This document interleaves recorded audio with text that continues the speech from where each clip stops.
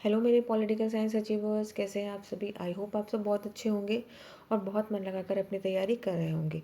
दोस्तों, मैं आपके लिए लेकर आई हूँ एमपीपीएससी का एग्ज़ाम जो कि 4 अगस्त 2025 को हुआ, सॉरी 2024 को हुआ था। सॉरी 2024 को हुआ था।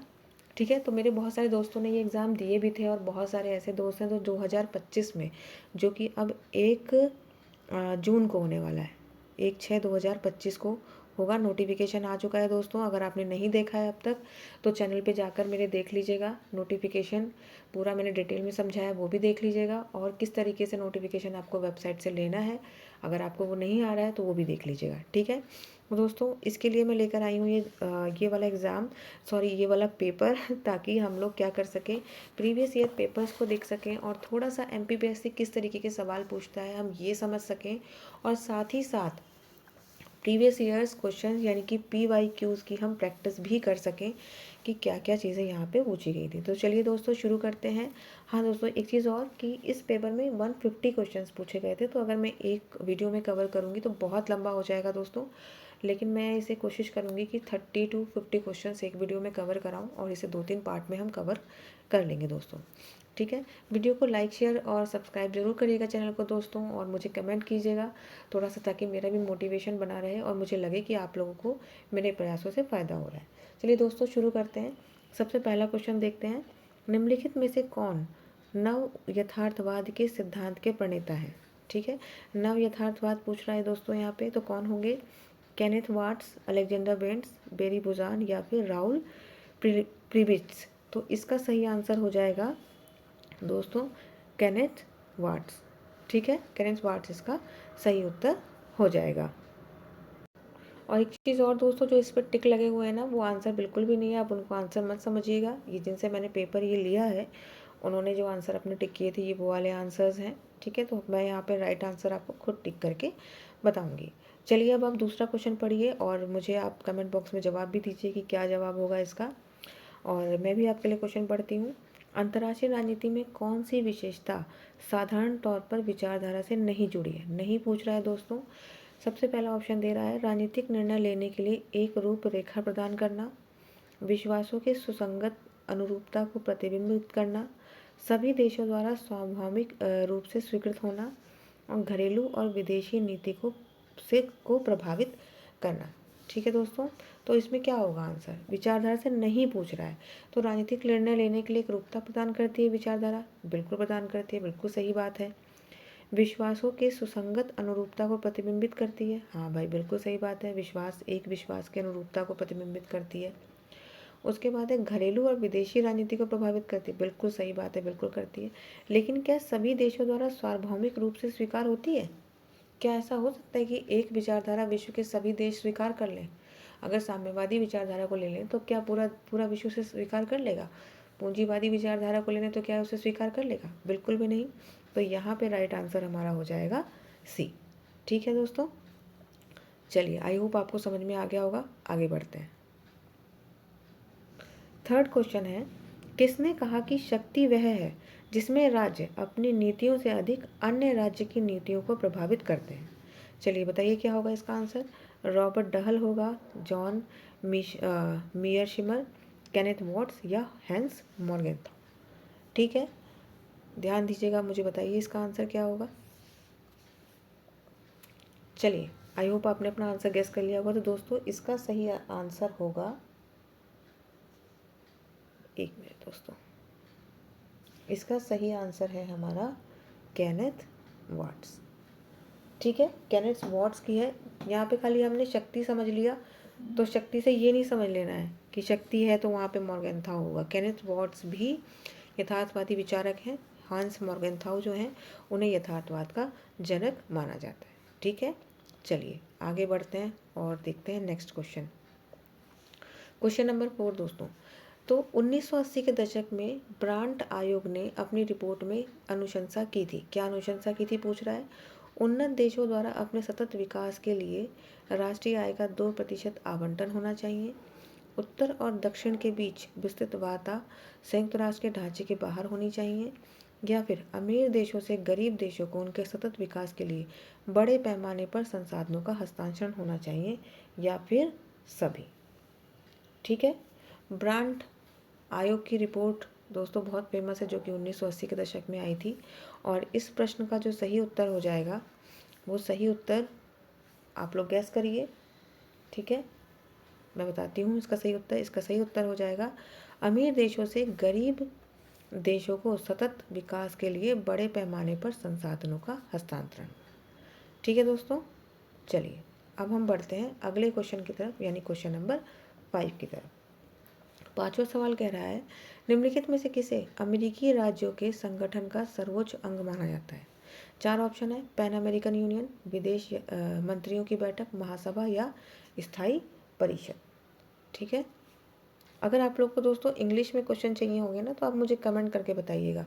मैं एक सेपरेट वीडियो इन्हीं क्वेश्चंस को इंग्लिश में भी बना दूंगी। ठीक है, चलिए, आई होप आपने अपना आंसर गेस कर लिया होगा। तो इसका आंसर होगा महासभा या जनरल असेंबली। ठीक है दोस्तों, आप ये समझ रहे हैं कि ये अमेरिकी राज्यों का सर्वोच्च संगठन, ये OAS की बात कर रहा है। ठीक है, हमने पढ़ा है ना, ऑर्गेनाइजेशन ऑफ अमेरिकन स्टेट, जो कि क्या है, एक संगठन है जिसकी स्थापना 1948 में हुई थी। ठीक है, इसका सर्वोच्च अंग कौन सा है? महासभा है। ठीक है, OAS याद आ गया होगा आप लोगों को, ऑर्गेनाइजेशन ऑफ अमेरिकन स्टेट। ठीक है, चलिए आगे बढ़ते हैं, नेक्स्ट क्वेश्चन देखते हैं। 6th क्वेश्चन, निम्नलिखित में से कौन से विश्वविद्यालय में अंतर्राष्ट्रीय राजनीति विभाग का गठन सर्वप्रथम 1919 में एक अलग शैक्षणिक विषय के रूप में किया गया था? ठीक है, आपके ऑप्शंस हैं हार्वर्ड विश्वविद्यालय US, वेल्स विश्वविद्यालय UK, प्रिंसटन विश्वविद्यालय US या फिर ऑक्सफोर्ड विश्वविद्यालय UK। ठीक है, सही उत्तर बताइएगा। चलिए, इसका सही उत्तर होगा दोस्तों वेल्स विश्वविद्यालय UK। ठीक है, चलिए, तो फैक्चुअल क्वेश्चन है दोस्तों, इसमें कुछ करना नहीं है। चलिए अब हम लोग आगे क्वेश्चन नंबर 7 पर। क्वेश्चन नंबर 7 देख लेते हैं हम। निम्नलिखित में से कौन सी घटना शीत युद्ध काल के दौरान सबसे पहले घटित हुई है? ठीक है, देखिए कितना मतलब अच्छा क्वेश्चन MPPSC ने पूछा है कि शीत युद्ध काल के दौरान कौन सी घटना सबसे पहले हुई है, यानी कि क्रोनोलॉजिकल ऑर्डर में आपको इसको बताना है और फिर देखना है। ठीक है, आप लोगों को याद होगा ये क्यूबा मिसाइल संकट कब हुआ था, वियतनाम युद्ध कब हुआ था, कोरिया युद्ध और बर्लिन एयरलिफ्ट। आप मुझे कमेंट बॉक्स में इन चारों के ईयर लिख के बताएंगे। ठीक है, इन चारों के वर्ष आप मुझे बताएंगे कि कौन सी घटना कब हुई थी। इनमें से सबसे पहले जो घटना हुई थी, यानी कि जो हमारा आंसर होगा वो होगा बर्लिन एयरलिफ्ट। ठीक है, इन सब घटनाओं में बर्लिन एयरलिफ्ट की घटना सबसे पहले हुई थी। ठीक है, चलिए आगे बढ़ते हैं, देखते हैं आगे। 8वां क्वेश्चन, निम्नलिखित में से कौन सी प्रसिद्ध कृति bananas beaches and bases making feminist sense of international politics, इसके लेखक कौन है ये हमें बताना है। ठीक है, रॉबर्ट कोहेन, जीन बिथिक एस्टेन, एन टिक्सनर या सर सिथिया एनलो। ठीक है, कौन है इसके आंसर, कौन होंगे इस पुस्तक के राइटर? देखिए कितनी मतलब अच्छी बुक का नाम पूछा गया है, मतलब एक लेवल के क्वेश्चन है दोस्तों। अच्छी तैयारी करनी होगी, बहुत अच्छी तैयारी करनी होगी, बहुत अच्छे से तैयारी करनी होगी, तब आपका पेपर ज़रूर से निकलेगा। ठीक है, सीथिया एनलो इसका सही आंसर हो जाएगा। ठीक है, प्रीवियस और ईयर क्वेश्चन सॉल्व करने से ना दोस्तों 2 फ़ायदा होता है। एक तो हमारी प्रिपरेशन होती है, हम उतने क्वेश्चंस कर लेते हैं। दूसरी चीज़, हमें एक आइडिया होता है, हम एक आइडिया लगा सकते हैं कि एग्ज़ाम में कैसे प्रश्न पूछे जा रहे हैं। ठीक है, आयोग का क्या मतलब मेथड है क्वेश्चन पूछने का। ठीक है, चलिए आगे बढ़ते हैं, 9वां क्वेश्चन देखते हैं। निम्नलिखित में से कौन राजनीतिक विकास को राजनीतिक आधुनिकीकरण और राजनीतिक संस्थायन का योग मानता है? ठीक है, बताइए मुझे इसका आंसर। आइजनस्टाइन होगा, लियो बांडर होगा, ला पालुम्ब्रा या हेलियो जैगवाराइव होगा? ठीक है, इसका आंसर बताइए मुझे क्या होगा। तो इसका सही उत्तर हो जाएगा हेलियो जैगवाराइव। ठीक है, हेलियो जैगवाराइव ने राजनीतिक विकास को राजनीतिक आधुनिकरण और राजनीतिक संस्थायन का क्या माना है, योग माना है। ठीक है, याद भी रखेंगे इस चीज़ को। आगे बढ़ते हैं और देखते हैं 10वां क्वेश्चन, राजनीतिक आधुनिकीकरण की विशेषताएं। राजनीतिक आधुनिकीकरण कंपैरेटिव पॉलिटिक्स से आधुनिकीकरण जो टॉपिक है वहाँ से पूछ रहा है कि राज्य या केंद्र समाज में अधिकाधिक प्रवेशन या पहुँच, ठीक है, शक्ति केंद्रण के रूप में राजनीतिक आधुनिकीकरण, और तीसरा कह रहा है बेहतर व व्यापक आधार वाली नौकरशाही। ठीक है, तो आपको बताना है इनमें से कौन कौन सी क्या है इसकी विशेषताएं हैं। ठीक है, चलिए अब देखते हैं इसको जरा क्वेश्चन को। सबसे पहली बात ये कह रहा है कि राज्य या केंद्र में समाज में अधिकाधिक प्रवेशन या पहुंच, बिल्कुल सही बात है। अधिकाधिक पहुंच होगी तो हम उसे राजनीतिक आधुनिकीकरण मानेंगे, बिल्कुल ये विशेषता है राजनीतिक आधुनिकीकरण की। दूसरा कह रहा है शक्ति केंद्रण के रूप में राजनीतिक आधुनिकीकरण, क्या शक्ति का केंद्र होना चाहिए? शक्ति केंद्र मतलब वो कह रहे हैं राज्य में शक्ति का केंद्र अगर हो जाएगा, समझिए, तो फिर वो आधुनिकीकरण की जगह कोई और ही यानी कि तानाशाही जैसी व्यवस्था बन जाएगी, तो वो आधुनिकीकरण नहीं होगा। तो ये हमारा स्टेटमेंट गलत हो जाएगा। बेहतर व व्यापक आधार वाली नौकरशाही, बिल्कुल सही है। तो यहाँ पे हमारा उत्तर हो जाएगा 1 और 3। ठीक है, यहाँ पे हमारा आंसर हो जाएगा 1 और 3, ये हमारा सही उत्तर हो जाएगा। ठीक है, चलिए आगे बढ़ते हैं दोस्तों और 11वां क्वेश्चन देखते हैं। यहाँ पे निम्नलिखित में से किस विद्वान ने अपने लेख कंपैरेटिव पॉलिटिक्स टुडे में तुलनात्मक राजनीति के विषय क्षेत्र के संदर्भ में लिखा है? तुलनात्मक राजनीति सब कुछ है या कुछ भी नहीं। देखिए दोस्तों, यहाँ पे तो हमें 2 फायदे हो जा रहे हैं, यहाँ पे हमें 2 क्वेश्चन तैयार हो जा रहे हैं। एक हमें कंपैरेटिव पॉलिटिक्स टुडे दिख नहीं रहा है, चलिए कंपैरेटिव पॉलिटिक्स टुडे, एक तो हमें ये पता चल गया, ठीक है, और हमें ये कोटेशन भी मिल गई। बहुत फेमस कोटेशन है दोस्तों, मुझे बताइए किसकी है, आप मुझे आंसर बताइए कि ये किसकी है। चलिए तब तक हम ऑप्शंस पढ़ लेते हैं। डेविड एप्टर, हैरी एक्सटीन, जीन ब्रॉन्डेल या जीके रॉबर्ट्स। ठीक है, तो सही उत्तर जैसा कि आप सभी जानते हैं जीके रॉबर्ट्स होगा इसका। ठीक है, जीके रॉबर्ट्स इसका सही आंसर हो जाएगा। ठीक है, चलिए आगे बढ़ते हैं और देखते हैं 12वां क्वेश्चन। तो हमारा 12th क्वेश्चन है, निम्नलिखित में से किस देश की संघीय सभा संघीय अधिकरण के न्यायाधीशों का निर्वाचन करती है? ठीक है, तो किस देश की संघीय सभा यानी कि संघीय सभा ऐसी किस देश की है जो संघीय न्यायाधिकरण के न्यायाधीशों का निर्वाचन करती है? तो ग्रेट ब्रिटेन का नहीं, भारत का बिल्कुल भी नहीं, फ्रांस का नहीं, तो फिर आंसर हमारा क्या हो जाएगा? स्विट्ज़रलैंड। ठीक है, राइट आंसर हो जाएगा हमारा स्विट्ज़रलैंड। ठीक है, चलिए अब आगे बढ़ते हैं, देखते हैं 13th क्वेश्चन। ठीक है, सिंधु जल संधि पर हस्ताक्षर किए थे। ऑप्शंस हैं प्रधानमंत्री जवाहरलाल नेहरू और पाकिस्तान के राष्ट्रपति अयूब खान ने, जवाहरलाल नेहरू या याहिया खान ने, फिर से प्रधानमंत्री जी अटल बिहारी वाजपेयी या फिर परवेज मुशर्रफ, या प्रधानमंत्री जी इंदिरा गांधी और पाकिस्तान के मोहम्मद जियाउल हक। ठीक है, आपको बताना है इनमें से कौन थे जिन्होंने ये हस्ताक्षर किए थे। मैं थोड़ा सा आपको बता दूं दोस्तों, सिंधु जल जो समझौता है वो भारत और पाकिस्तान के बीच हुआ था। ठीक है, भारत और पाक के बीच हुआ है। कब हुआ है? 1960 में हुआ है। ठीक है, किसकी मध्यस्थता से हुआ है? तो विश्व बैंक ने मध्यस्थता करके ये समझौता जो है कराया था। ठीक है दोस्तों, 6 नदियाँ हैं टोटल, सिंधु है, सिंधु नदी तंत्र की नदियाँ हैं, और उसके अलावा सिंधु नदी तंत्र की सिंधु है, और इसके अलावा इस नदी तंत्र की 5 और नदियाँ हैं। ठीक है, टोटल 6 नदियाँ थी। तो इस समझौते में 3-3 नदियों को बांट दिया गया। 3 नदियाँ भारत को दे दी गई, कहा कि भाई आप इसका पानी यूज़ कीजिए, और बाकी 3 नदियाँ किसको दी गई? पाक को दी गई। ठीक है, तो ये भी पूछ लेता है कि कौन कौन सी नदियाँ थी। तो भारत को कौन सी मिली थी? तो रावी, ब्यास और सतलज। ठीक है, पाकिस्तान को कौन कौन सी मिली थी? तो सिंधु, चेनाब, और एक और थी कौन सी हुई? झेलम। हाँ, झेलम। ठीक है, बहुत इंपॉर्टेंट क्वेश्चन है दोस्तों, बिल्कुल याद रखेंगे आप ये सारी चीज़ें। ठीक है, 1960 में सिंधु जल समझौता हुआ था भारत और पाकिस्तान के बीच में।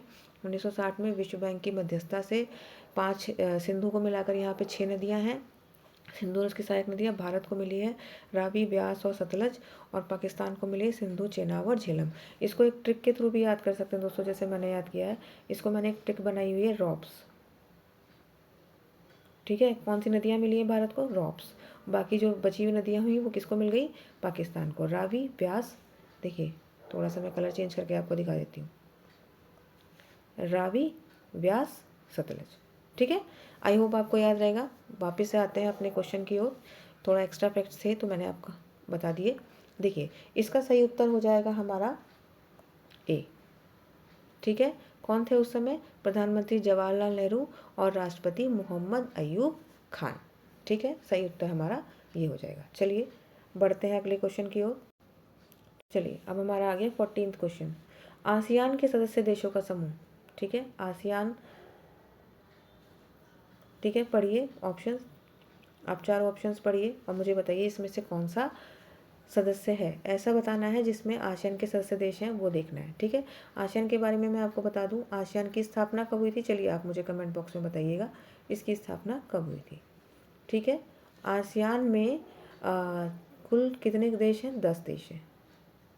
10 देश हैं। 5 देशों ने मिलकर, एक मिनट दूसरा पेन लेते हो, उतना अच्छे से दिख नहीं रहा है। ठीक है, 5 देशों ने इसकी स्थापना करी थी, यानी कि ये फाउंडिंग मेंबर्स थे। फाउंडिंग मेंबर्स कौन कौन से थे? तो फाउंडिंग मेंबर्स थे थाईलैंड, ठीक है, इंडोनेशिया, नोट डाउन करते जाइएगा दोस्तों। थाईलैंड, इंडोनेशिया, ठीक है, मलेशिया,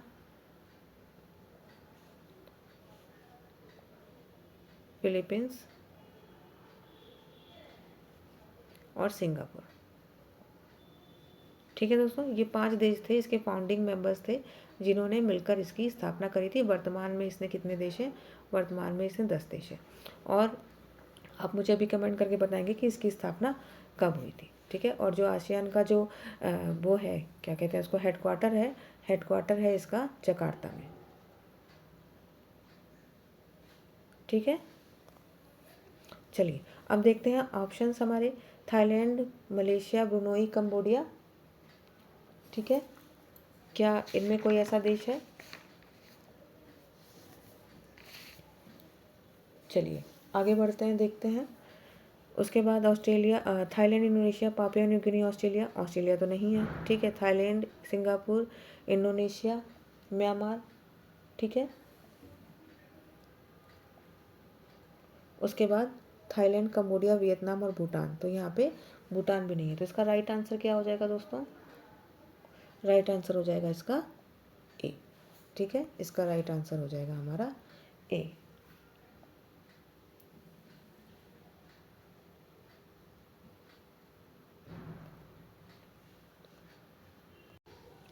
दोस्तों इस वाले क्वेश्चन में ना 2 आंसर सही हो जाएंगे। देखिए यहाँ पे, ये देखिए थाईलैंड, सिंगापुर, इंडोनेशिया और म्यांमार, ये भी क्या है यहाँ पे, ये भी हो जाएगा। ठीक है, तो यहाँ पे देखिए, यहाँ पे एक सेकेंड दोस्तों, यहाँ पे 2 ऑप्शन, एक सेकेंड गाइस, यहाँ पे देखिए 2 ऑप्शन हो जाएंगे, ये भी सही हो जाएगा और ये भी सही हो जाएगा। ठीक है, मुझे लग रहा है कि आयोग ने इसमें दोनों ही उत्तर सही माने थे, क्योंकि देखिए मैं आपको लिस्ट बता देती हूँ, आप खुद भी जाके सर्च कर सकते हैं। इसमें थाई मैप से, यानी कि 5 दोस्त देश तो मैंने आपको बता ही दिए थे। देखिए इसमें एक तो फिलीपींस हो जाएगा। ठीक है, फिलीपींस है। ठीक है, उसके बाद सिंगापुर है, सिंगापुर भी है इसमें, आप नोट भी कर लीजिएगा 10 के 10 देशों के नाम। कंबोडिया है, कंबोडिया भी है इसका सदस्य। ठीक है, उसके बाद इंडोनेशिया है, इंडोनेशिया। ठीक है, मलेशिया, मलेशिया हो गया। ठीक है, उसके बाद यहाँ लिख देते हैं म्यांमार हो गया, म्यांमार। ठीक, म्यांमार के बाद हो गया थाईलैंड, वियतनाम, थाईलैंड। ठीक है, वियतनाम। ठीक है, वियतनाम। और कौन सा हो गया हमारे पास? ब्रुनेई और लाओस, ब्रुनेई, ब्रुनेई और लाओस, लाओस। तो देख सकते हैं दोस्तों, अगर हम देखें तो थाईलैंड, सिंगापुर, इंडोनेशिया, म्यांमार, यहाँ भी चारों हैं। थाईलैंड, मलेशिया और ब्रुनेई और कंबोडिया। ठीक है, यहाँ पे भी हमारे पास चारों देश हैं। ठीक है, तो यहाँ पे 2 ऑप्शन सही हो जाएंगे। ऐसा होता है दोस्तों एमपीपीएससी में, अगर ऐसा कभी होता है तो वो दोनों ही ऑप्शन सही करने वाले देशों को जो वो है दे देते हैं नंबर। ठीक है, चलिए आते हैं हम नेक्स्ट क्वेश्चन पे। नेक्स्ट क्वेश्चन देख लेते हैं हमारा।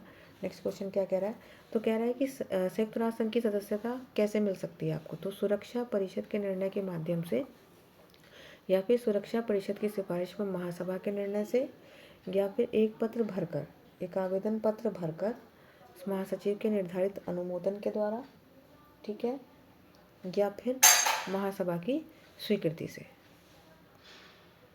तो दोस्तों इस वाले क्वेश्चन का सही आंसर क्या हो जाएगा, इस वाले क्वेश्चन का सही आंसर सी हो जाएगा। ठीक है दोस्तों, मेरे हिसाब से तो इसका आंसर जो है वो बी होना चाहिए था, सुरक्षा परिषद की सिफारिश पर महासभा के निर्णय से, लेकिन आयोग ने दोस्तों इसका आंसर जो है ना वो सी माना था। ठीक है, तो हमें तो आयोग ने इसका आंसर जो है, देखिए 1 मिनट, आयोग ने इसका आंसर जो है वो सी माना था। ठीक है दोस्तों, चलिए आई होप दोस्तों आपको मज़ा आ रहा होगा करने में, आपको समझ में आ रहा होगा। दोस्तों मैं काफ़ी लंबा हो गया वीडियो, 20 मिनट का हो चुका है, तो मैं सोच रही हूँ कि हम इसमें 15 ही क्वेश्चन करते हैं और आप मुझे बताइएगा कि आपको ये कैसा लग रहा है। तो जैसा कि आप बताएंगे तो हम लोग आगे भी क्वेश्चंस को कंप्लीट करेंगे दोस्तों। और मुझे बताइएगा, अपने दोस्तों के साथ शेयर कीजिएगा ताकि मेरा भी मनोबल जो है वो बढ़ता रहे और मैं भी इस तरीके की वीडियोस आपके लिए और लेके आऊँ दोस्तों। आगे का पूरा पेपर हम करेंगे दोस्तों, डिफरेंट पार्ट्स में करेंगे। ठीक है, और ये पार्ट 1 रहेगा, इसमें मैं आपके लिए 15 क्वेश्चन लेके आई हूँ, आप इसको कीजिएगा। आगे के क्वेश्चन हम आगे के पार्ट्स में करते जाएंगे। जल्दी ही मैं और क्वेश्चंस लेके आऊँगी दोस्तों, तब तक के लिए धन्यवाद, नमस्कार। बहुत मन लगाकर अपनी पढ़ाई कीजिए और अपना खूब ख्याल रखिए। धन्यवाद दोस्तों।